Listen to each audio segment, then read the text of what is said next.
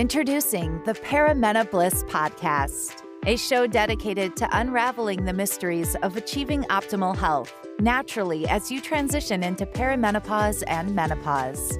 Get ready to join your host, Dr. Seth Yates, an experienced naturopathic doctor, acupuncturist, and kinesiologist, as he shares his wealth of knowledge acquired from over 40,000 patient visits and 15 years in working with perimenopausal females.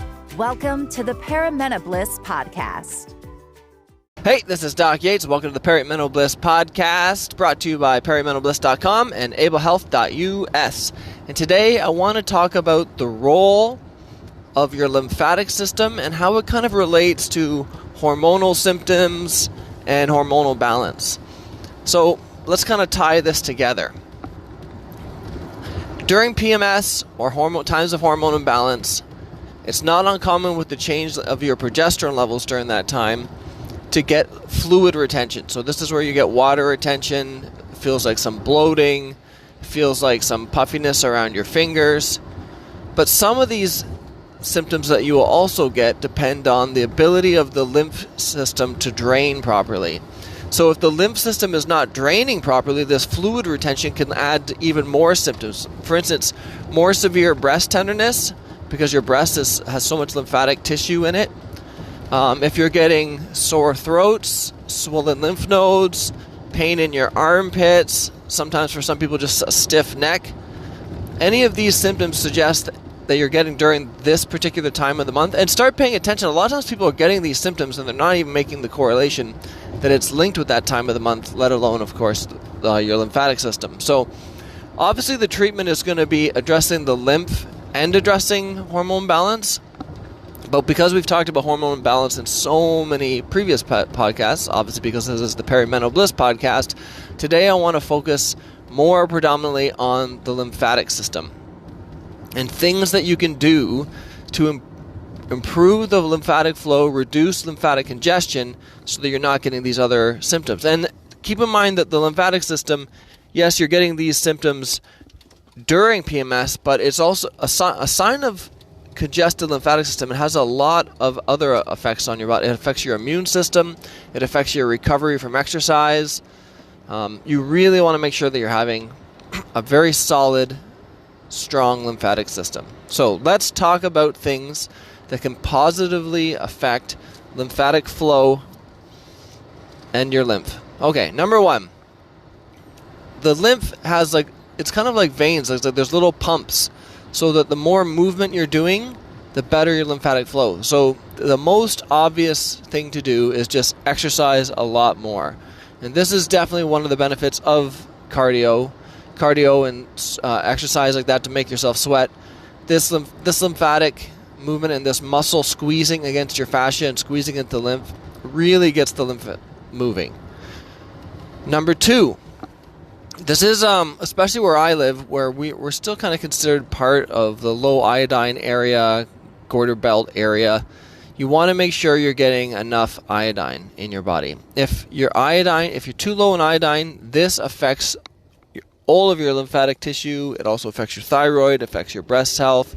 So you want to make sure that you're getting adequate amounts of iodine. And if you're looking at your diet and you can't think of off the top of your head any iodine-rich foods, it's probably because you're not getting any.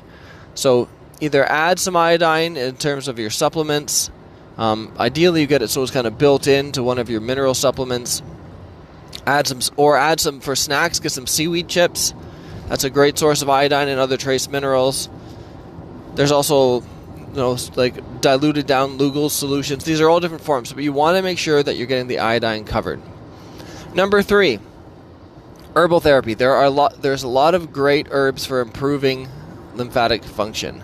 Some of these would be called lymphatic herbs, or sometimes they're referred to. A lot of the herbs that are called alternatives, that means that they're good for the lymphatic system. They're good for detoxification. So I'm going to list off a few of those, and you don't need to use all of them. I think I'll start with some of the ones like red clover would be a perfect example. Red clover is great for the lymphatic system, but it's also a good 2-for-1 because it plays a role for female hormonal health. And it's great for breast health. So red clover would be near the top of the list. I think some other ones that would be near the top of the list would probably be burdock. Burdock plays some role for your lymphatic health. It's also good for detoxification. It has anti-cancer properties. So and it's safe to eat in larger amounts. Where there's another herb that you use for lymphatic called phytolacca, which is much harder to dose. You have to use trace amounts, and in large dose it can be toxic. In small doses it seems to have some benefits. They use in pretty much every traditional anti-cancer formula had some phytolacca in it. So that's something to consider. There's another, figwort is another one. But I would say if we're going to list the top three, let's go top four, because I want to pick ones that you're safe to use in large doses. So you got your red clover, then you've got your burdock, then you've got something called cleavers, which is much easier to find, and then there's another plant called red root, or also called New Jersey tea, because people would drink it fairly often from a tea standpoint. So those would be the top four by far. So if you could want to look into any type of lymphatic teas or lymphatic tinctures, those would be great to add. If when I listed those previous symptoms, you're like, oh yeah, I have that and that and that, definitely get your lymphatics going. Number 4, hydrotherapy. Hydrotherapy is a long-standing treatment using hot and cold water and hot and cold applications mainly to improve circulation and lymphatic flow. So the whole thing is designed for the lymphatic system. So hot and cold therapies are important. You could keep this really simple. You could finish every day with a cold shower. So you would do your shower, or even better to double up. So you take your shower, you soap yourself up, then you rinse off with cold water. Then you put it back to hot. Then you do, a few kind of lymphatic exercises or massages in the shower. Then you put it back to cold and you're done. And now, if you were to do that on a consistent basis, that would make a very big difference. Now, keep in mind that we talked about these other conditions earlier, but even if you have any skin conditions, you need to make sure you're doing work for the lymphatic system. And finally, manual therapy. Manual therapy can be helpful for the lymphatic system too. So this would be lymphatic massage. A lot of older books talk about dry skin brushing as a treatment that you can do. Anything that basically involves manually pushing the lymph from one area of your body to the other. And ideally it's better if you can set your body up so you're going with gravity, so that it's helping drain the lymphatics as well. So if it's your legs, you'd have your legs up. If it's your arms, you'd have your arms up. And then you're massaging towards your body. It's usually best to start closer to your body and then work your way back, depending on the severity of the lymphatic congestion. So let's just review. Things that you can do to improve your lymphatic system right away. Exercise. Iodine, you can add the iodine to the herbal formula.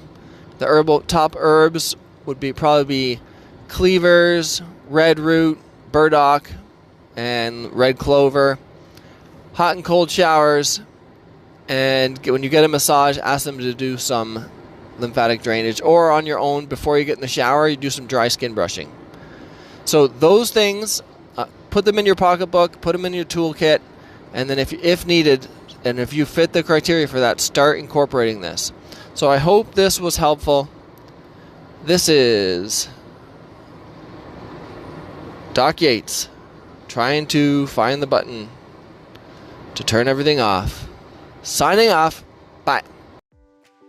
Thank you for tuning in to the Paramena Bliss podcast. Don't forget to hit the subscribe button and visit paramenobliss.com for more valuable information on how you can thrive during your transition through perimenopause.